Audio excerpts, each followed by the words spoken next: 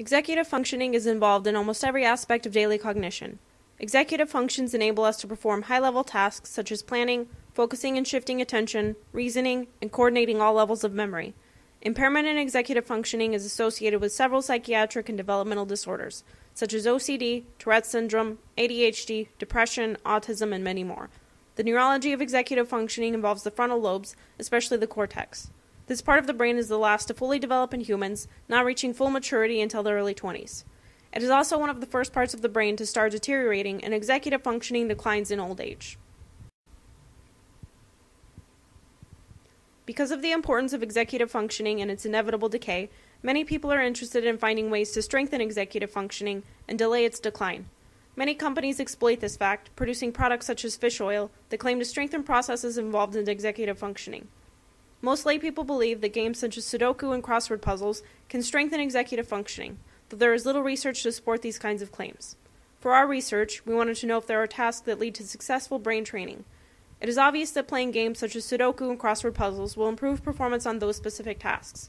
However, what is not clear is whether or not this performance transfers to more meaningful everyday tasks. Therefore, we decided to look at research that tried to identify methods that could strengthen executive functions and transfer this improvement to other areas. We decided to focus on a healthy population rather than focusing on people with psychiatric and developmental disorders, because we thought a healthy population is more relevant to our peers and ourselves. All of the research we examined followed a similar paradigm with a pre-test training post-test format. In the pre-test phase, a battery of examinations was given to establish baseline performance on executive tasks. Then participants were randomly assigned to a training condition or control condition. Finally, participants were tested on performance of the training task, as well as performance on the battery assessments after training, to see if improvement in the area of training transferred to other areas. Kalvelage and Cray focused primarily on the task-switching aspect of executive function. As implied by the name, this function allows the person to successfully switch attention from one task to another. The battery of tests given to subjects by Kalvelage and Cray included measures of inhibitory control, verbal working memory, spatial working memory, and fluid intelligence. The participants were assigned to one of four conditions with no true control group. Each group performed a specific number of tasks in which they had to categorize pictures into one of two categories, such as fruit or vegetable, large or small, or planes or cars. Group 1 trained on a single type of categorization. Group 2 switched between two categorization tasks. Group 3 switched between 4, and Group 4 switched between 10. Kalvelage and Cray found improvement in the trained area for all four groups. They also found transfer of improvement to tasks that were similar in nature. In other words, all groups also improved on other task-switching tasks. The groups also improved in other executive function tasks, such as interference control tasks involving visual working memory, spatial working memory, and fluid intelligence. Schweizer, Hampshire, and Dalgleish focused on training working memory and examined how this training transferred to other cognitive tasks, specifically examining whether the emotional content of the stimulus affected transfer. Their pre-test, post-test battery consisted of working memory tasks such as the digit span task and the Stroop task. For training, they used a dual end-back task in which the participant was presented two types of stimuli, one auditory and one visual, and had to indicate what the stimulus was in trials before the current one. Subjects were randomly assigned to one of three groups. Group 1 performed a neutral dual end-back task in which the stimuli were neutral faces and words. Group 2 performed a task similar to Group 1, except the stimuli in this group were emotional in nature.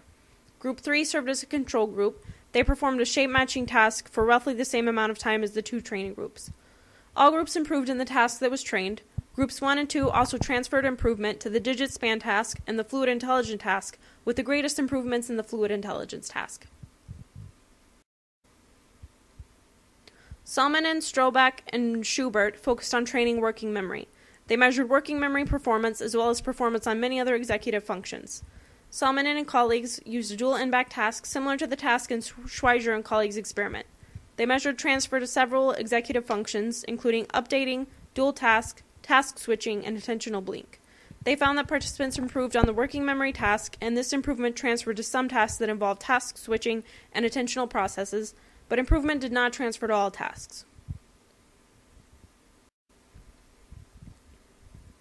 Stern and his colleagues chose to use a video game as their training task and measured a large number of cognitive abilities as their pre-test, post-test assessment. The game they used was called Space Fortress and was originally developed to study young adults' skill acquisition. Participants were randomly assigned to one of three groups. Group 1 was given instructions to emphasize improvement on specific aspects of the game, such as destroying other spaceships or protecting their own. Group 2 was an active control group who played the game for the same amount of time as Group 1, but was given no instructions on what strategy to use to play the game. Group 3 was a passive control, which did not play the game but attended evaluation sessions. Stern and colleagues found that performance on the game, measured by number of points, improved most for the active control condition. However, the emphasis change condition improved more than the active control condition on the aspects of the game they were told to emphasize.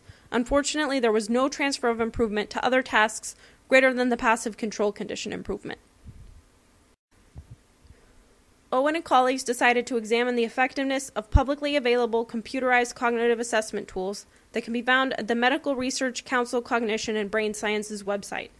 They split participants into 3 groups and emphasized different executive functions for each group. Group 1's emphasis was reasoning, planning, and problem solving. Group 2's emphasis was short-term memory, attention, visual spatial processing, and mathematics. Group 3 was a control group with no formal practice on any of the cognitive tasks. They found that participants improved on the tasks that they trained. However, none of this improvement transferred to other tasks. After the research, we can see the evidence indicates that brain training can enhance healthy cognitive development. Computerized attention and working memory training can improve cognitive skills related to training, and also certain task training can pass to other untrained areas. Based on the research, we propose a technology-based program designed to improve executive control, specifically working memory capacity. We have decided to focus on young adults and wanted to integrate the training into daily activities. We used a dual task paradigm, and the difficulty would increase with corrected responses. We have included varied training tests on the same task. We propose a cell phone program that turns meaningless actions into training opportunities. The actions we targeted were answering the phone, unlocking the phone, and opening applications. The program would allow continued training after the initial action if the user wishes. Outside of these trainings, an application would allow continued training. First is answering the cell phone. The phone will first ring, in which 3 numbers will be read to you. You are to input the numbers in reverse order on the keypad. After a designated time, a button will appear that will allow you to see the numbers so you can enter.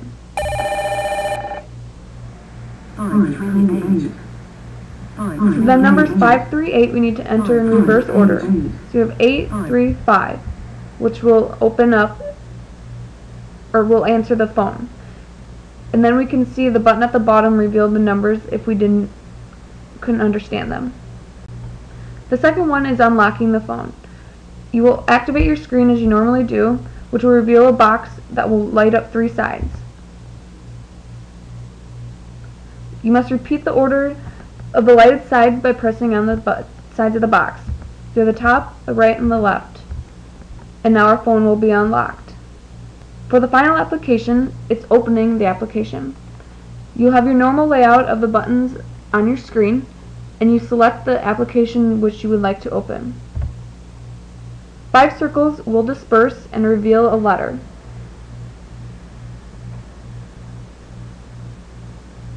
The application will now reveal one of the 5 letters shown. We now would need to select the circle in which contains that letter, which is the bottom center. And now the application will open. So these are just a few of the opportunities we have identified for training. This program would take that meaningless action and put a value to it.